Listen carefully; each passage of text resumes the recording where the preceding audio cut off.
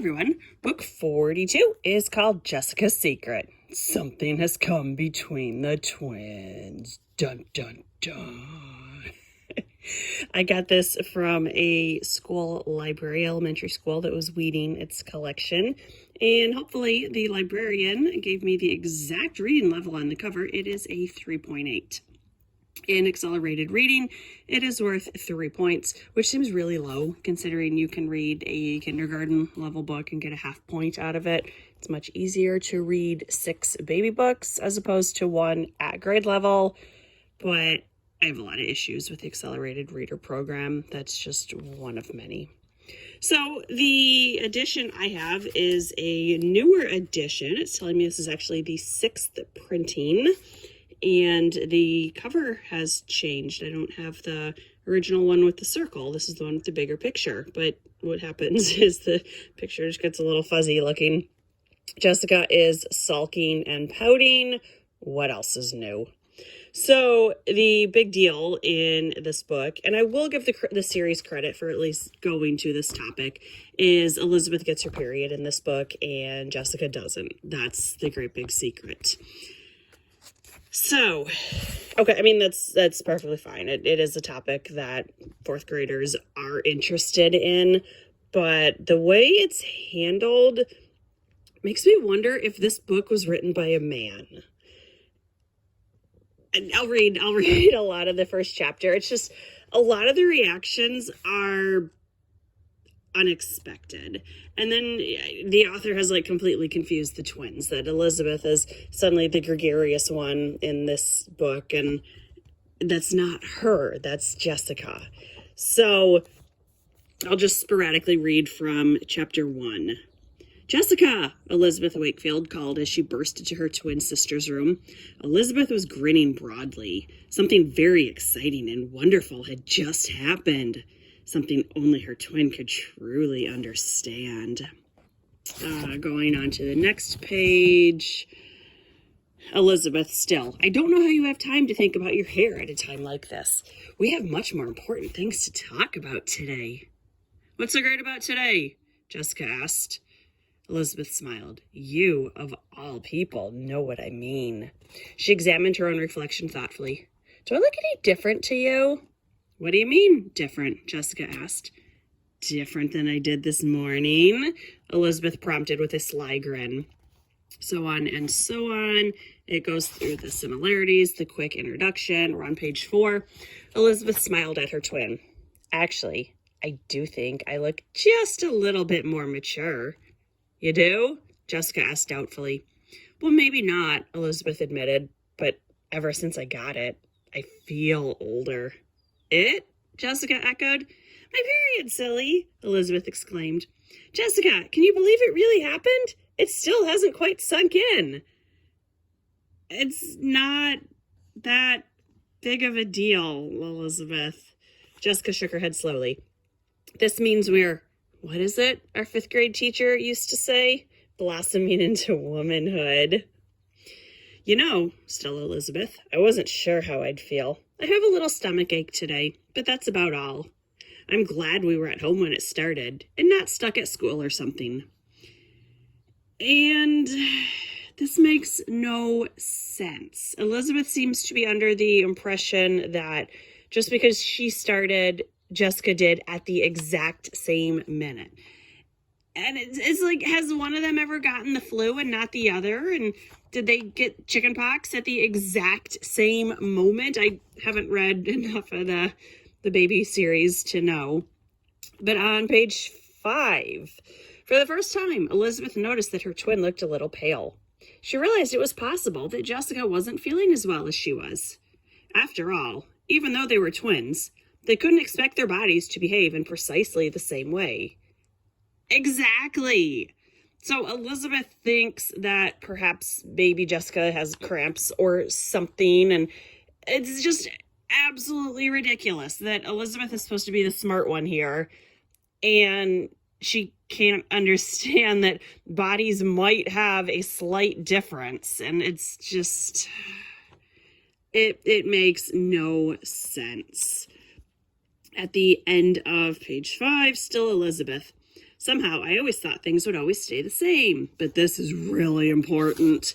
It's even more important than... She paused, trying to think of just the right comparison.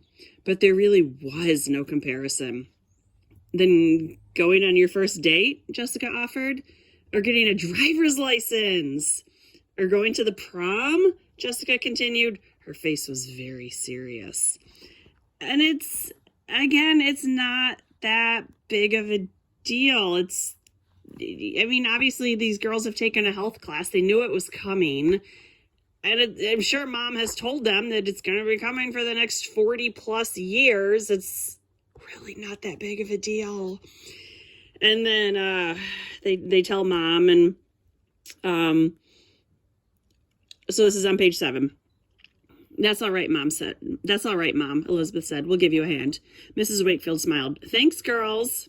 Mom, Elizabeth began, trying to contain the big smile she felt breaking out on her face. We're not exactly your girls anymore. Suddenly, she looked up at Elizabeth. She looked surprised. You don't mean... Elizabeth nodded. That's wonderful. Mrs. Wakefield jumped to her feet and ran over and embraced Elizabeth and then Jessica.